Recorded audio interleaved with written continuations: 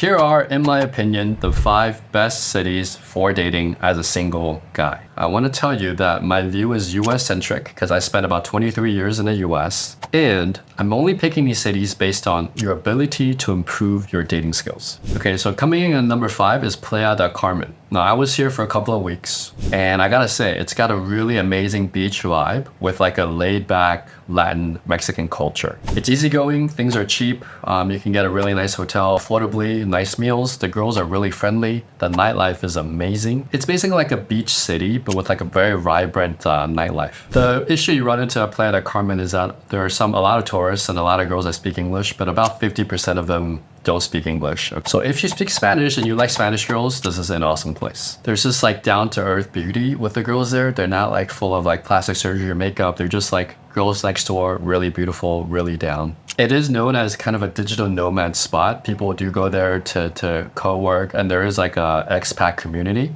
I would say Playa del Carmen is a great place to vacation and to hang out for a few months. I wouldn't necessarily want to live there, but as far as dating goes, you can get a lot of experience if you particularly like Latin girls. Coming in at number 4, Las Vegas. Okay, I know Vegas is very controversial. Let me explain why. I lived in Vegas for almost a year. You have to look at Vegas as if I move here, if I live here, there's the Strip, Vegas, and then there's Vegas without the Strip. And these are 2 completely different worlds. Off the Strip, right? When you meet girls like a regular non-strip events, right? Vegas is just a small American town. There's not like a lot of fashionable girls or girls who are doctors or lawyers. People don't move to Vegas to become like a top doctor, right? And even though the small town, like if they grew up in Vegas, a lot of the really pretty girls either move to other cities to pursue careers or they get sucked into the Strip, right? The entertainment industry. So if you move to Vegas, right? I tried day gaming in Vegas and it can be done, but it's very hard because day gaming in Vegas, there are a lot of beach clubs and beach parties, sure, but actually when you go off the Strip, there are very limited spots where you can actually meet regular people and regular girls, which I really like. So you kind of have to be in that scene. You're at the pool parties or you're at the nightclubs. Now Vegas, there's different tiers of nightclubs, and if you have money, you can get access to all of them. And the nice thing is that when you're a local, you can outcompete people that have a lot of money because you can befriend the people that actually live there. Like I met the guy who was a manager at Zook, okay? We knew the guy at XS. So we befriended them because we actually lived there, we developed a relationship with them, and we would just get into places for free. We would get discounts for tables, etc., right? So if you live there, you have an advantage. But it's really mostly night game. I met so many amazing women during the nighttime. The problem was they'd only stay there for a few days and then they're gone. So at that point in my life, I wasn't looking for hookups. I wasn't looking for like one night stands. I was looking for long-term relationships, and Vegas is not good for that. However, if you're someone who just like, look, I want to spend a couple of months learning the skill set of how to meet women, Vegas, you'll never run out. Like there's always something to do. The clubs are open really late. On the Strip, there's always somebody, and you will never run out of like people you can talk to and practice with. Women, when they're in Vegas, they're in vacation mode, right? So they would do things that normally wouldn't do back home. They're not judged as much. Sometimes they're in a group of girls, but the atmosphere is that we're here to party. We're here to do things that we normally wouldn't do.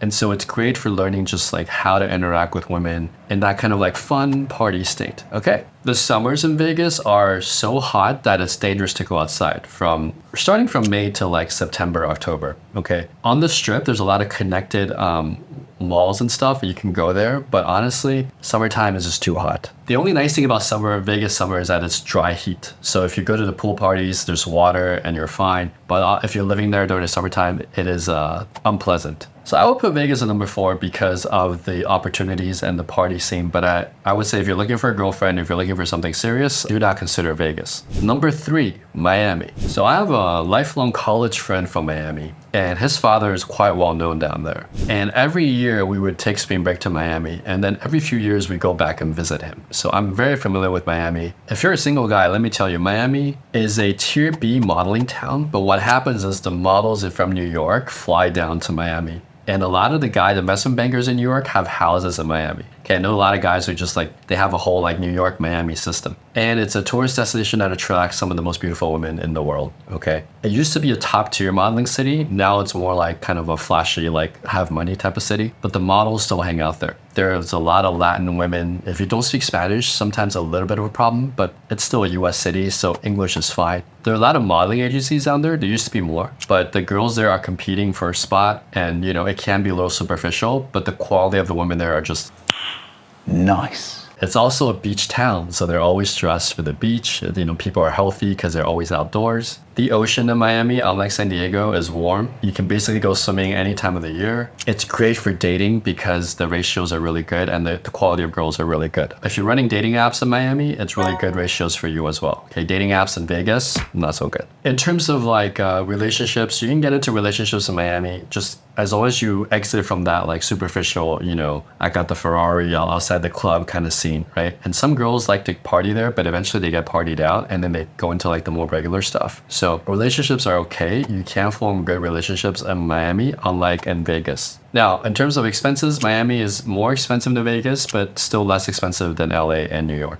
The girls there are not like, you don't go to Miami to become like the top scientist or the top doctor in your field, right? You go to like LA or New York or Boston. So in terms of IQ, I would say it's limited for Vegas and Miami. However, Miami, the girls have really high EQ.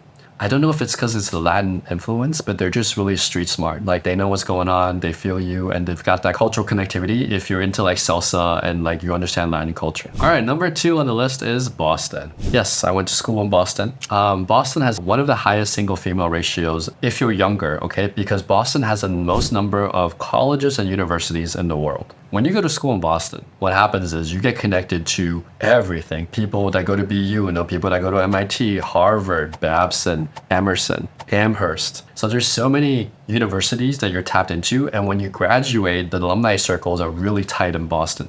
So if you go to school there, you're going to be basically automatically grandfathered into this whole student community that thrives in Boston. If you're in your early 20s to like 30, Boston's a great city for dating, okay? The girls are young, they're beautiful, they're educated, and they're like down to earth because Boston's not like a crazy party town like Miami or Vegas. So the girls are just more down to earth and they're beautiful. The only thing I think of that's bad is that Boston is cold 9 months of the year, right? Like besides summertime, pretty much Boston is pretty cold. It can be expensive depending on where you live. There's a little bit of elitism to Boston. It's like people do judge you a little bit. They've got that old New England type of like, you know, are you an aristocrat? Are you a part of our class, right? That kind of thing. And you kind of have to know how to navigate that to really date the highest quality girls at that age range where they just graduated to like 30. Unlike Silicon Valley and perhaps a little bit New York, there's a lot of old money in Boston, right? So there's that, again, that old elitist type of mentality a little bit that you really have to understand how to communicate and get past that to get the highest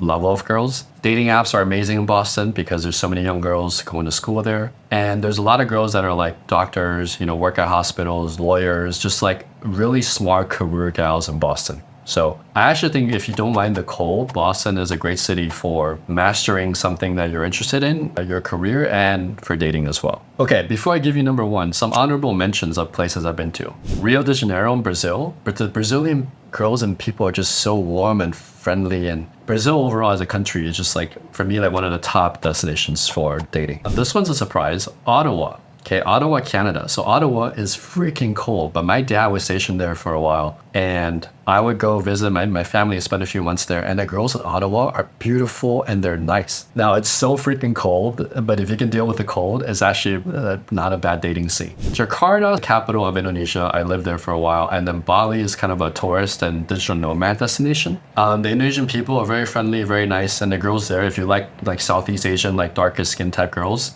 they're just like really cool and they're nice to foreigners. Rome, where I grew up, when we went back to visit, Rome is so beautiful. Just the Italians, again, their culture, like it's hard to explain in words. You have to go and like experience the culture. But when I grew up there, I remember just everyone was so friendly. They were all about like living life and enjoying life rather than working all the time. Phoenix, Arizona, surprisingly, a tier B modeling city. Who knew? So around the Scottsdale area, all right, there's ASU, but there's also a lot of beautiful girls there, surprisingly. Relatively good ratios. And that's why a couple of modeling agencies did pop up there for a while, because they would find these beautiful girls that came from Arizona. Okay, Thailand. There's a lot of different cities in Thailand, but Thai culture is just very friendly and people are just really warm and friendly and they actually like foreigners. Okay, and I've dated a Thai girl for a while. She makes you feel appreciated. You know, it's a different culture from American feminism. It makes you feel like a man. Okay, and I can't really explain it more than that. You would have to go visit and see for yourself. Surprisingly, Boise, Idaho and Boulder, Colorado. I actually stopped by these two cities cities. I used to have a job where I require a lot of travel.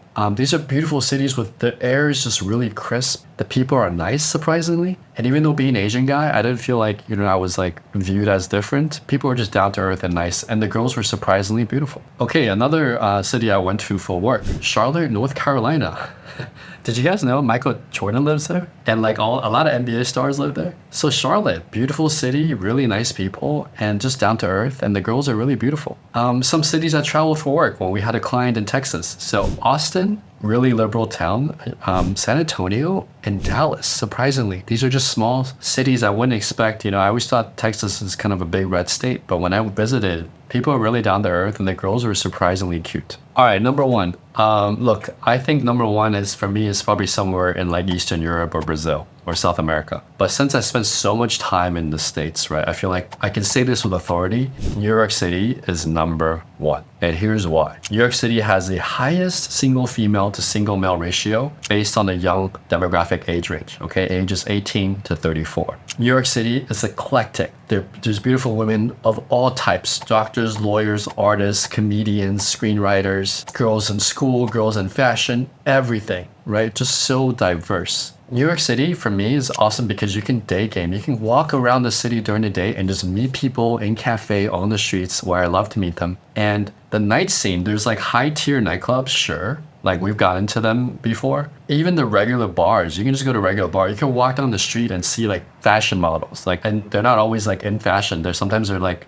hey, I have a job in tech or I'm working here. But you can find model level girls just working regular jobs and you can find them like in a regular bar. Okay, you don't need that type of access. New York is like, if you have good cold approach game, New York City, there's nowhere I'd rather be in terms of dating, right? I can find the type of girl that I want who's smart, educated, emotionally mature, feminine, beautiful, just all the criteria I'm looking for. This is the only city I think in the States where I feel true abundance given my skill set of being able to cold approach people relatively successfully. When you're on dating apps in New York, because of the ratio difference, right, you actually get matched and you actually can, online dating actually works for regular guys in New York City. Okay. New York City is not like a party, there is a party scene, but it's not like a party city, right? It's not like Vegas or Miami. It's literally people are there and people get into relationships and get married and sometimes they move out of the city a little bit further into Brooklyn, but you can get into relationships or you can stay single, right? The only problem of New York is that it gets a little cold. We're not as cold as Boston, but it gets cold.